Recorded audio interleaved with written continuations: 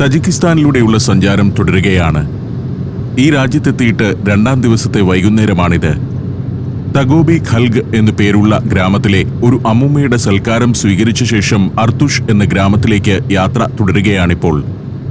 ഇന്നത്തെ രാത്രിവാസം അർത്തുഷിലാണ്. അവിടെ ഒരു ഹോം സ്റ്റേയിൽ താമസ സൗകര്യം ഏർപ്പെടുത്തിയിട്ടുണ്ട്. സെറി ഹിസോർ എന്നു പേരുള്ള ഗ്രാമത്തിലൂടെയാണ് ഇപ്പോൾ കടന്നു പോകുന്നത്. ഫാൻ പർവ്വതത്തിന്റെ ചുവട്ടിലെ ഗ്രാമങ്ങളാണ് ഇതെല്ലാം. ഈ ദീർഘയാത്രക്കിടയിൽ മറ്റു നിരവധിയായ ഗ്രാമങ്ങളിൽ കണ്ടതുപോലെ ഒട്ടും ചന്തമില്ലാത്ത മൺവീടുകളുള്ള ഗ്രാമം. ഷ്ടുത് എന്ന നദി കടന്നാണ് യാത്ര. സെറാവ്ഷാൻ നദിയിൽ ചെന്നു ചേരുന്ന പല നദികളിലൊന്നാണ് ഷ്ടുത്. ഈ മേഖലയിലൂടെ തന്നെയാണ് നേരത്തെ തഗോബി ഖൽഗിൽ വെച്ച് കണ്ട മർഗേദാർ കനാലും ഒഴുകുന്നത്. നദിയും കനാലും ചേർന്ന് ഈ പർവ്വത ഗ്രാമങ്ങളെയെല്ലാം ഹരിതാഭമാക്കുകയാണ്. വൈവിധ്യമാർന്ന പഴങ്ങൾ വിളയുന്ന പ്രദേശങ്ങളാണിതെല്ലാം. ഫാൻ പർവ്വതച്ചുവട്ടിൽ നൂറ്റാണ്ടുകളായി ജനവാസമുള്ള ഗ്രാമമാണിത്. ആദ്യകാലത്ത് പർവ്വതച്ചെരുവുകളിൽ ആടുകളെ മേയിച്ച് ജീവിച്ചിരുന്നവരാണ് ഇവിടെ ഉണ്ടായിരുന്നത്. ഇപ്പോൾ കൃഷിയാണ് ഇവിടുത്തെ ആളുകളുടെ പ്രധാന ഉപജീവനമാർഗം. അങ്ങകലെ ഫാൻ പർവ്വതച്ചെരുവിൽ ഇടിമിന്നൽ തെളിയുന്നു. നല്ല മഴയ്ക്കുള്ള സാധ്യത കാണുന്നുണ്ട്. ഇതെല്ലാം സെറി ഹിസോർ ഗ്രാമത്തിന്റെ ഭാഗങ്ങൾ തന്നെ. കാർ പഞ്ച്റൂദ് എന്ന പ്രദേശത്തേക്ക് അടുത്തുകൊണ്ടിരിക്കുകയാണ്. സെറി ഹിസോറിന്റെ കൃഷിയിടങ്ങളിൽ ഫലവൃക്ഷങ്ങളും പോപ്ലാർ മരങ്ങളും വളർന്നു നിൽക്കുന്നു. നോർവീജിയൻ ഗവൺമെന്റിന്റെ സഹായത്തോടെ പെൺകുട്ടികൾക്കായുള്ള വിവിധ ക്ഷേമ പദ്ധതികൾ നടപ്പാക്കി വരുന്ന ഒരു ഗ്രാമമാണ് സെറി ഹിസോർ. പഞ്ച്റൂദ് എന്ന ഗ്രാമത്തിലേക്ക് എത്തിയിരിക്കുന്നു. ഷ്ടുത്ത് നദിയാണ് പാതയോരത്തുകൂടി ഈ പരന്നൊഴുകുന്നത്. ഫാൻ പർവ്വതത്തിൽ നിന്നും ഉത്ഭവിക്കുന്ന നദിയാണ് ഷ്ടുത്ത്. നിരവധി ഗ്രാമങ്ങളിൽ ജലസേചനത്തിനുള്ള മുഖ്യ ഉപാധി ആ നദിയാണ്. പഞ്ച്റൂദ് ഗ്രാമത്തിന്റെ പ്രധാന ഭാഗമാണിവിടം. ഇക്കാണുന്നത് റുഡാക്കി സ്മാരകമാണ്. തജിക്കിസ്ഥാന്റെ ദേശീയ കവിയായ മുഹമ്മദ് അൽ റുഡാക്കി ജനിച്ച ഗ്രാമമാണ് പഞ്ച്റൂദ്. ക്ലാസിക്കൽ പേർഷ്യൻ സാഹിത്യത്തിന്റെ സ്ഥാപകനായ റുഡാക്കിയുടെ ജന്മഗ്രാമം കാണുക എന്നതും ഈ വഴിയുള്ള എന്റെ യാത്രയുടെ ലക്ഷ്യമാണ്. ഈ പ്രദേശമെല്ലാം സമാനിത് സാമ്രാജ്യത്തിന്റെ ഭാഗമായിരുന്ന കാലത്ത് AD 858 റുഡാക്കി ജനിക്കുന്നത്. സമാനിത് ചക്രവർത്തിയുടെ കൊട്ടാരം കവിയായി വരെ വളർന്നു അദ്ദേഹം. മലഞ്ചെരുവിലൂടെയുള്ള മൺപാതയിലൂടെയാണ് യാത്ര. ബാല്യകാലത്ത് നടന്നിരുന്ന എന്റെ ഗ്രാമത്തിലെ മൺപാതയുടെ ഓർമ്മകളാണ് ഈ കുന്നുകളിലെ മൺവഴികൾ ഇപ്പോൾ എന്നിലേക്കെത്തിക്കുന്നത്. 70കളിലും 80കളിലും വരെ കേരളത്തിലെ മിക്ക ഗ്രാമീണ പാതകളും ഇങ്ങനെയായിരുന്നല്ലോ. ഇരുൾ പരന്നു കഴിഞ്ഞു. അന്തരീക്ഷത്തിൽ കൊടും തണുപ്പാണിപ്പോൾ. ഫാൻ പർവ്വതത്തിന്റെ ചൂട്ടിലേക്കെത്തിയപ്പോഴേക്കും പാതയുടെ സ്ഥിതി ഏറെ പരിതാപകരം. ഒടുവിൽ വാഹനം ഹോം സ്റ്റേയുടെ സമീപത്തേക്കെത്തുമ്പോൾ അവിടെ ഞങ്ങളെ കാത്ത് ഗൃഹനാഥൻ നിൽപ്പുണ്ട്. വീടിന് സമീപം ഇസ്ഫാൻ കാർ ഒതുക്കി നിർത്തി. ഇവിടെയാണ് രാത്രി താമസത്തിന് സൗകര്യമൊരുക്കിയിരിക്കുന്നത്. ഗൈഡ് ഷഹബാസും അംബുരാജിയും അകത്ത് കയറി ഗൃഹനാഥനുമായി എന്തെല്ലാമോ ചർച്ച ചെയ്യുന്നുണ്ട്. സ്വീകരണ മുറിയുടെ ഇരുവശത്തുമായി ഏതാനും മുറികൾ.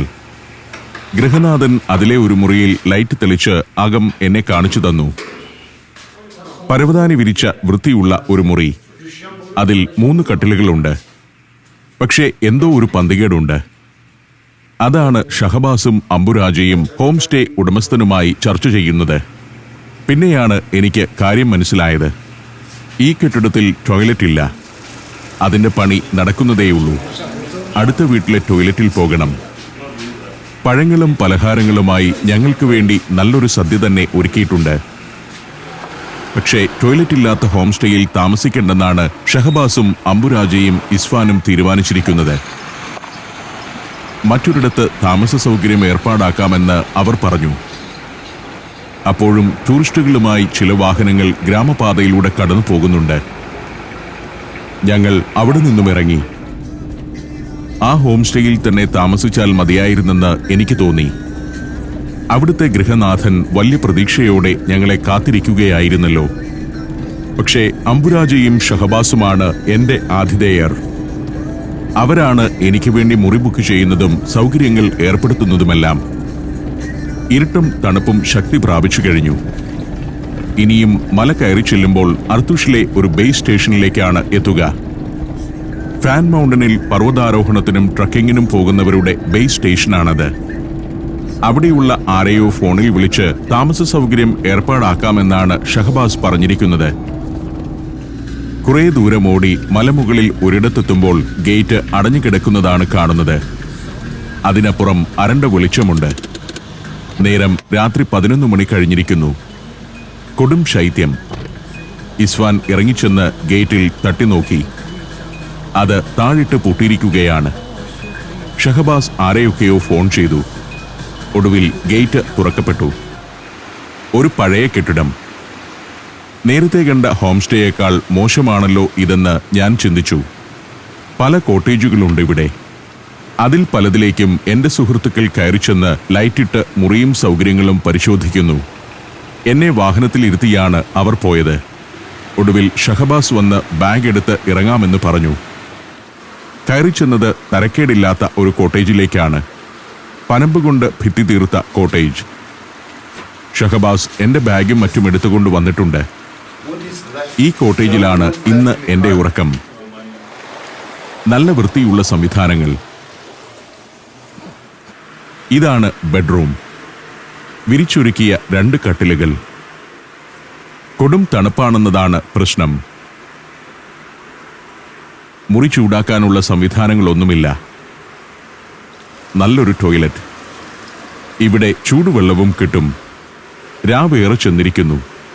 ഇനി മെത്തയിലെ കമ്പിളിപ്പുതപ്പിനടിയിൽ സുഖശയനം. പിറ്റേന്ന് രാവിലെ ഉണർന്നെണീക്കുമ്പോഴാണ് കോട്ടേജ് നിൽക്കുന്ന പരിസരത്തിന്റെ മനോഹാരിത കാണുന്നത്. മരം കൊണ്ട് ആൽപൈൻ ശൈലിയിൽ പണിത വലിയൊരു കെട്ടിടം. അതിലുമുണ്ട് കുറേ മുറികൾ. ഒരു കൊച്ചരുവി മലമുകളിൽ നിന്നും ഒഴുകിയിറങ്ങി വരുന്നു. അങ്ങകലെ ഫാൻ പർവ്വതനിര. ആ പർവ്വതം കയറുന്നതിനാണ് പ്രധാനമായും ടൂറിസ്റ്റുകൾ ഇവിടേക്കെത്താറുള്ളത്. ഫാൻ മൗണ്ടന്റെ താഴ്വാരത്തെ സുന്ദരമായ ചെറു സമതലത്തിലാണ് കോട്ടേജുകൾ. പുൽമൈതാനത്ത് കൂടാരമടിച്ച് താമസിക്കുന്നതിലാണ് ചില ടൂറിസ്റ്റുകൾക്ക് താൽപ്പര്യം. എന്റെ കോട്ടേജിന്റെ തൊട്ടടുത്തുമുണ്ട് ഇങ്ങനെയൊരു കൂടാരം. 1-2 പേർ അതിനുള്ളിൽ സുഖനിദ്രയിലാണ്. നേരം 8 മണിയായെങ്കിലും അവർ പുറത്തു വരുന്ന മട്ടില്ല. പർവ്വതാരോഹകരുടെയും മലകളിൽ ട്രക്കിങ്ങിനെത്തുന്നവരുടെയും ഒരു കൗതുകം ഇത്തരം കൂടാരവാസം തന്നെയാണ്. നല്ല റിസോർട്ടിലാണ് എത്തിയതെങ്കിലും അതിന്റെ മുറ്റത്ത് ഇത്തരം കൂടാരങ്ങളിലെ അവർ കിടന്നുറങ്ങൂ. ഇന്നലെ രാത്രിയിൽ ഇരുട്ടത്ത് വന്നപ്പോൾ ഇതിലൊന്നും തട്ടി വീഴാതിരുന്നത് ഭാഗ്യം. ഇപ്പോൾ മാത്രമാണ് ഈ കൂടാരങ്ങൾ ഇവിടെയുള്ള കാര്യം അറിയുന്നത്. പല കൂടാരങ്ങളുണ്ട്. ഇത്തരം യാത്രയും താമസവുമെല്ലാമാണ് ഏറ്റവും ആസ്വാദികരമെന്ന് ഇവിടെ നിൽക്കുമ്പോൾ എനിക്ക് തോന്നുന്നു. രാവിലെ റിസോർട്ട് ജീവനക്കാർ മുറികൾ ക്ലീൻ ചെയ്യാൻ ഇറങ്ങിക്കഴിഞ്ഞു. ധാരാളം ജീവനക്കാരുള്ള സ്ഥാപനമാണിത്. പല കോട്ടേജുകളിലെയും താമസക്കാർ ബാക്ക് പാക്കും ഉപകരണങ്ങളുമായി മലകയറ്റം തുടങ്ങാനുള്ള ഒരുക്കത്തിലാണ്. ബ്രേക്ക്ഫാസ്റ്റ് കഴിക്കാനാണ് അവർ ആ കെട്ടിടത്തിലേക്ക് എത്തുന്നത്. മരക്കെട്ടിടത്തിന്റെ താഴത്തെ നിലയിലാണ് റെസ്റ്റോറന്റ്. തജിക്കിസ്ഥാനിലെത്തുന്ന പർവ്വതാരോഹകരുടെ ഏറ്റവും പ്രമുഖമായ ബേസ് ക്യാമ്പാണ് ഇത്. ബേസ് അർത്തുഷ് എന്നാണ് ഈ റിസോർട്ട് പൊതുവെ അറിയപ്പെടുന്നത്. പർവ്വതമേഖലയിൽ വിവിധ സാഹസിക വിനോദങ്ങൾക്കായി എത്തുന്ന ആളുകൾ ഇവിടം കേന്ദ്രീകരിച്ച് യാത്ര നടത്തുന്നു. പർവ്വതാരോഹണത്തിന് പുറമെ മലഞ്ചെരിവുകളിലൂടെയുള്ള ദീർഘമായ ട്രക്കിംഗ്, ജീപ്പ് ടൂറുകൾ, കുതിരപ്പുറത്തും കഴുതപ്പുറത്തുമുള്ള യാത്രകൾ, ബൈസിക്കിൾ ടൂർ എന്നിവയെല്ലാം അതിൽ ഉൾപ്പെടുന്നു. അത്തരം പരിപാടികളുടെ സംഘാടകർ കൂടിയാണ് ബേസ് അർത്തുഷ്. മെയ് മുതൽ ഒക്ടോബർ വരെയുള്ള മാസങ്ങളിലാണ് ഏറ്റവും അധികം സാഹസിക സഞ്ചാരികൾ ഇവിടെ എത്തുക. സമുദ്രനിരപ്പിൽ നിന്നും 2200 മീറ്റർ ഉയരത്തിലാണ് ഈ ബേസ് ക്യാമ്പ്. 1971 പ്രവർത്തനം തുടങ്ങിയ ബേസാണിത്. മലയിടുക്കിലെ കല്ലുകൾ അടർന്നുകിടക്കുന്ന ആ വഴിയിലൂടെ നടന്നു വേണം ഫാൻ പർവ്വതത്തിലെ വിവിധ കൊടുമുടികളിലേക്കെത്താൻ. 2500 മുതൽ 5000 വരെ മീറ്റർ ഉയരമുള്ള കൊടുമുടികളുണ്ട് ഫാൻ പർവ്വതത്തിൽ. Ismoil Somoni peak, revolution peak, Karl Marx peak, Mayakovsky peak എന്നിങ്ങനെ പോകുന്നു അവയുടെ പേരുകൾ. മനോഹരവും സൗകര്യപ്രദവുമായ ബേസ് ക്യാമ്പാണിത്. പർവ്വതാരോഹണത്തിനുള്ള ഗൈഡുകളെയും ചുമട്ടുകാരെയും പാചകക്കാരെയും വരെ ബേസ് അർത്തൂഷിൽ നിന്നും ലഭിക്കും. ഒരു ദിവസം മുതൽ ഒരാഴ്ച വരെ നീളുന്ന പർവ്വതാരോഹണങ്ങൾ ഇവിടം കേന്ദ്രീകരിച്ച് നടത്താറുണ്ട്. പർവ്വത ചുവട്ടിലെ 15 ഹെക്ടർ പ്രദേശം ഈ റിസോർട്ടിന്റെ ഉടമസ്ഥതയിലാണ്. ഫാൻ പർവ്വതത്തിന്റെ പ്രധാന ഭാഗങ്ങളിലേക്കെല്ലാം എത്തുന്നതിനുള്ള ഏറ്റവും സൗകര്യപ്രദമായ പാത ഈ ഭാഗത്തു നിന്നുമാണ്. ദൂരെ കോടമഞ്ഞ് മൂടിക്കിടക്കുന്ന ആ ഭാഗത്തെല്ലാം കൊടുമുടികളുണ്ട്. പല മലകൾ കയറിയിറങ്ങി വേണം അവിടെ എത്താൻ. ശൈത്യകാലത്ത് പൂർണ്ണമായും മഞ്ഞ് മൂടിക്കിടക്കുന്ന പർവ്വത ഭാഗങ്ങളാണിത്. മലയിടിച്ചിൽ പതിവ് സംഭവമാകുന്ന മഴക്കാലത്ത് ഈ മേഖലയിലേക്ക് ടൂറിസ്റ്റുകളെ പ്രവേശിപ്പിക്കാറുമില്ല. Azerbaijan, Indonesia, Tajikistan, Peru.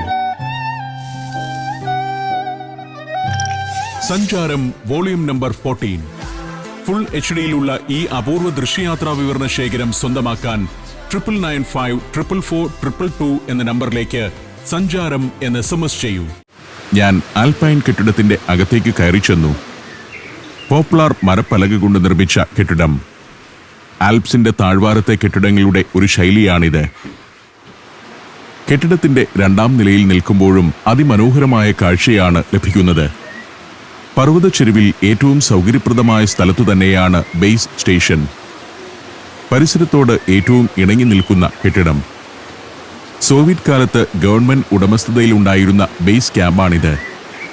പിന്നീട് തജിക്കിസ്ഥാൻ സോവിയറ്റ് യൂണിയനിൽ നിന്നും സ്വാതന്ത്ര്യം പ്രഖ്യാപിച്ച വേളയിൽ മന്ത്രിസഭയിലെ ഒരംഗത്തിന്റെ സ്വകാര്യ ഉടമസ്ഥതയിലായി ഇത്. 2 പേർക്ക് വീതം താമസിക്കാവുന്ന 12 കോട്ടേജുകളും 250 പേർക്ക് വരെ താമസിക്കാവുന്ന ഡോർമെട്രികളും ഈ ബേസിന്റെ ഭാഗമായുണ്ട്. അർത്തൂഷ് മേഖലയിലെ ടൂറിസം ആക്ടിവിറ്റികളുടെ കുത്തക ഈ സ്ഥാപനത്തിനാണ്. ബസ് ടൂറുകൾ, മിനി ബസ്, ജീപ്പ് ടൂറുകൾ എന്നിവ തുടങ്ങി ടാക്സി സർവീസുകൾ വരെ ഇവർ നടത്തുന്നു. മലഞ്ചെരുവിൽ ചില നീളൻ കൽക്കെട്ടിടങ്ങൾ കാണാം. അതെല്ലാം സോവിയറ്റ് കാലത്തെ കെട്ടിടങ്ങളാണെന്ന് ഒരു റിസോർട്ട് ജീവനക്കാരൻ പറഞ്ഞു തന്നു. അക്കാലത്ത് ഫാൻ പർവ്വതച്ചുവട്ടിലെ പ്രധാന ബേസ് ക്യാമ്പ് അതായിരുന്നു. ഇപ്പോൾ അതൊക്കെ ബേസ് അർത്തൂഷ് റിസോർട്ടിന്റെ ഭാഗമാണ്. തജിക്കിസ്ഥാനിൽ ഏറ്റവും പ്രമുഖമായ പർവ്വത മേഖലയാണ് ഫാൻ. ജൂലൈ മുതൽ സെപ്റ്റംബർ വരെ ഈ ബേസ് സ്റ്റേഷനിൽ ഇനി തിരക്കിന്റെ നാളുകളാണ്.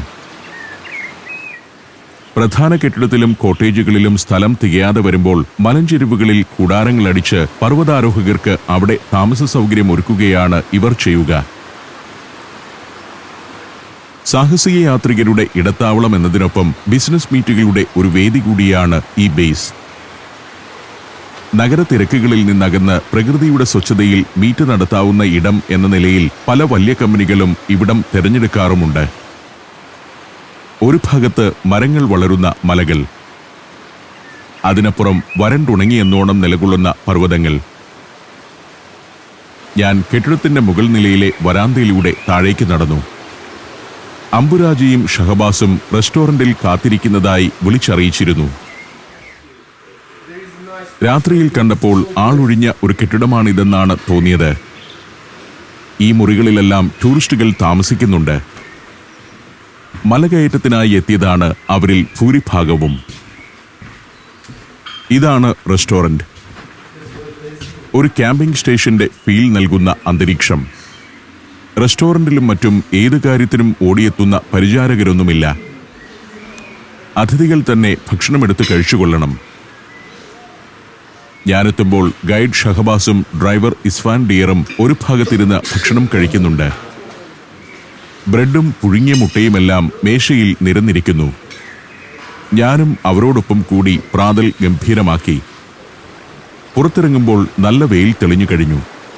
അതോടെ പ്രകൃതിക്കാകെ പുതിയൊരു നിറവും ഭാവവും കൈവന്നതുപോലെ. പുൽത്തകിടിയും കെട്ടിടവും മലനിരയുമെല്ലാം പരസ്പര പൂരകം. മുറ്റത്തെ കൂടാരത്തിൽ ഉറങ്ങിയിരുന്നവർ പുറത്തിറങ്ങാനുള്ള തയ്യാറെടുപ്പിലാണ്. ഇതിലാളുണ്ടോ എന്ന് നേരത്തെ ഞാൻ സംശയിച്ചിരുന്നു. കോട്ടേജുകളിലേക്ക് കാപ്പിയുമായി പോകുന്ന പരിചാരകർ. ടൂറിസ്റ്റുകളായി എത്തിയ കുട്ടികൾ ഊഞ്ഞാലിലാടുന്നു. മുതിർന്നവർ മലകയറ്റത്തിന് പോകുമ്പോൾ കുട്ടികളെ ഇവിടെ വിട്ടതുമായിരിക്കാം. അംബുരാജ യാത്ര തുടങ്ങാൻ തയ്യാറായി എത്തി. ഞങ്ങളെല്ലാം വാഹനത്തിലേക്ക് കയറി. ഉടൻ പുറപ്പെടണം. ശരിക്കും വഴിതെറ്റിയെന്നോണം എത്തിയതാണ് ഞങ്ങളിവിടെ. ഇന്നലെ ഗ്രാമത്തിലെ മറ്റൊരു ഹോം സ്റ്റേയിൽ താമസിക്കാനായിരുന്നല്ലോ ഞങ്ങൾ ലക്ഷ്യമിട്ടത്. ഗ്രാമത്തിൽ നിന്നും രാത്രിയിൽ ഇവിടേക്ക് കയറി വന്ന വഴിയുടെ സ്വഭാവം ഇപ്പോഴാണ് വ്യക്തമാകുന്നത്. ഇവിടെയെല്ലാം ധാരാളം ക്യാമ്പ് സൈറ്റുകളുണ്ട്. ഫാൻ മൗണ്ടൻ കയറാനെത്തുന്ന സഞ്ചാരികൾക്കായി ഒരുങ്ങി ചെറു കോട്ടേജുകളും ഹോം സ്റ്റേകളും. അവിടെയെല്ലാം ധാരാളം ആളുകളുമുണ്ട്.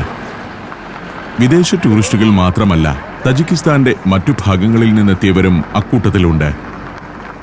പെരുന്നാൾ അവധി ദിനങ്ങളാകയാൽ സ്വദേശികളായ ധാരാളം ആളുകൾ ഇത്തരം പ്രദേശങ്ങളിലേക്കെല്ലാം എത്തുന്നു. ഒരിടത്ത് വാഹനം നിർത്തിച്ച് ഞാൻ ഇറങ്ങി. സ്വിറ്റ്സർലൻഡിനെ ഓർമ്മയിലെത്തിക്കുന്ന പ്രകൃതി ദൃശ്യങ്ങളാണ്. പുൽക്കുന്നുകൾ പർവ്വതച്ചെരുവിലേക്ക് ലയിച്ചു ചേരുന്നു. ഞാൻ താമസിച്ച ബെയ്സ് അർത്തൂഷിന്റെ പ്രധാന കെട്ടിടമാണ് അക്കാണുന്നത്. അതിന്റെ മുകൾ നിലയിലെ വരാന്തയിലൂടെയാണ് അല്പം മുൻപ് ഞാൻ നടന്നത്. ആ ഒരു കെട്ടിടമൊഴികെ ഈ മലഞ്ചെരുവിൽ കാണുന്ന നിർമ്മിതികളൊന്നും പ്രകൃതിയുടെ സൗന്ദര്യത്തോട് ഒട്ടും ഇണങ്ങുന്നില്ലെന്ന് എനിക്ക് തോന്നി. അപാരമായ സാധ്യതയുള്ള ഒരു പ്രദേശം തന്നെയാണിത്. സുന്ദരമായ കാഴ്ചകളും സുഖകരമായ കാലാവസ്ഥയുമുള്ള പ്രദേശം. മലഞ്ചെരുവിൽ അങ്ങിങ്ങ് ചെറിയ ഗ്രാമങ്ങളുണ്ട്. നൂറ്റാണ്ടുകളായി തുടർച്ചയായി ജനം വസിച്ചു വരുന്ന ഗ്രാമങ്ങൾ തന്നെയാണ് അതെല്ലാം. ടൂറിസം രംഗത്ത് തജിക്കിസ്ഥാന്റെ യഥാർത്ഥ വളർച്ച തുടങ്ങാനിരിക്കുന്നതേയുള്ളൂവെന്ന് എനിക്ക് തോന്നി. പർവ്വതങ്ങളിൽ നിന്നും പളുങ്കുജലം ഒഴുകി വരുന്ന അരുവി, മഞ്ഞുരുകി ഉണ്ടാവുന്ന ഒഴുക്കാണിത്. വാഹനങ്ങളിൽ വന്നിറങ്ങിയവർ പർവ്വത ചുവട്ടിലേക്ക് നീങ്ങുന്നു. വീട്ടിൽ പാകം ചെയ്ത ഭക്ഷണവും തണ്ണിമത്തനുമെല്ലാമായി ഇന്നൊരു ദിവസം ഇവിടെ ചെലവഴിക്കാനെത്തിയ തജിക് കുടുംബം. എന്റെ ക്യാമറ അവർക്കൊരു കൗതുകമായി. മലഞ്ചെരുവിലെ ഏതോ കോട്ടേജിലോ അതിനപ്പുറമുള്ള മലകളിലോ അവധി ദിനം ചെലവഴിക്കാനെത്തിയവർ. ഇങ്ങനെ പല സംഘങ്ങൾ ഇവിടേക്കിനി വന്നു ചേർന്നുകൊണ്ടിരിക്കുമെന്നാണ് ഇന്നാട്ടുകാരൻ തന്നെയായ എന്റെ ഡ്രൈവർ ഇസ്ഫാൻ ഡിയർ പറയുന്നത്. ഒരു ദിവസത്തേക്കുള്ള ഭക്ഷണവുമായിട്ടാവും അവരുടെ വരവ്. ഞങ്ങൾ യാത്ര തുടർന്നു. പല ഭാഗത്തും എത്തുമ്പോൾ 4 നൂറ്റാണ്ട് മുൻപത്തെ ഇടുക്കിയുടെ ചില പ്രദേശങ്ങളാണ് ഓർമ്മയിലെത്തുന്നത്. ഒട്ടും മലിനമാവാത്ത പ്രകൃതി. പ്രകൃതിയെ പൂർണ്ണമായും അതിന്റെ വഴിയെ വിട്ടിരിക്കുന്നു. കന്നുകാലി വളർത്തലും ചെറുകിട കൃഷികളുമായി കഴിഞ്ഞുകൂടുന്ന കർഷകർ പ്രകൃതിയിലേക്ക് അനാവശ്യമായി കടന്നു കയറുന്നുമില്ല.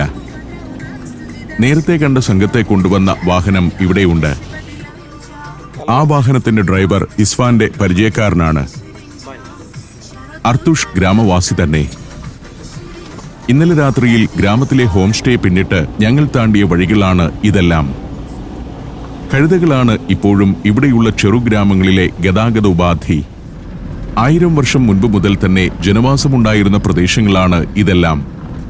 മലയിടുക്കിലൂടെ ഇന്നലെ ഞങ്ങൾ യാത്ര ചെയ്ത ദീർഘമായ ദൂരം പണ്ടത്തെ ആളുകൾ എങ്ങനെയാണ് താണ്ടിയിരിക്കുക എന്ന ചോദ്യമാണ് എന്റെ ഉള്ളിൽ ഉയരുന്നത്. കഴുതപ്പുറത്തായിരുന്നു അവരുടെ യാത്ര എന്നതാണ് അതിന്റെ ഉത്തരം. ഒറ്റയടി പാതയിലൂടെ നിയതമായ വഴികളൊന്നുമില്ലാത്ത സ്ഥലങ്ങളിലൂടെ മലകൾ കയറിയും ഇറങ്ങിയും കഴുതപ്പുറത്ത് അവർ യാത്ര ചെയ്തു. ചരക്ക് വഹിച്ചിരുന്നതും മനുഷ്യരെ ചുമന്നിരുന്നതുമെല്ലാം കഴുതകൾ തന്നെ. ഇപ്പോഴും അത്തരം കാഴ്ചകൾ ഈ പർവ്വത പ്രദേശത്തിലൂടെയുള്ള യാത്രക്കിടയിൽ കാണാം. ഈ വിദൂര പർവ്വത പ്രദേശങ്ങളിലേക്കെല്ലാം ആളുകൾ കുടിയേറിയെത്തിയതിനു പിന്നിൽ ഓരോ കഥകളുണ്ട്. ഈ നാടിന്റെ ചില ചരിത്ര കഥകൾ അമ്പുരാജയ്ക്കറിയാം. ഏതോ കാലത്ത് മകളെ രാജാവിന് വിവാഹം ചെയ്തു നൽകാത്തതിനാൽ രാജകോപം ഭയന്ന് നാടുവിട്ട ഒരാളുടെ കുടുംബമാണത്രേ അർത്തുഷിൽ ആദ്യം വാസമുറപ്പിച്ചവർ. ആ കുടുംബം വളർന്ന് പിന്നീടൊരു ഗ്രാമം തന്നെയായി മാറുകയായിരുന്നു. മലഞ്ചെരുവിലൂടെ വളഞ്ഞു പുളഞ്ഞു നീണ്ടുകിടക്കുന്ന പാത, ചാരുതയാർന്ന ഭൂപ്രദേശം. തജിക്കിസ്ഥാന്റെ ഇങ്ങനെയുള്ള ഉൾനാടുകളിലൂടെ യാത്ര ചെയ്യാനാവുമെന്ന് ഞാൻ കരുതിയതല്ല. സവിശേഷമായ ഈ ഭൂപ്രകൃതി മാത്രമല്ല അർത്തുഷ് മേഖലയെ തജിക്കിസ്ഥാനിൽ പ്രശസ്തമാക്കുന്നത്. സവിശേഷമായ ആചാരരീതികൾ പുലർത്തുന്ന ഗോത്രവിഭാഗങ്ങളുടെ ഏതാനും ഗ്രാമങ്ങളും ഇവിടെയുണ്ട്. ഇടതുവശത്തുകൂടി ഷ്ടുത്ത് നദി ഒഴുകുന്നുണ്ട്. ഏതോ പർവ്വതമുകളിൽ നിന്നും പിറവിയെടുത്ത് സെറാവിഷാൻ നദിയിൽ ചെന്നു ചേരാനുള്ള പോക്കാണ്.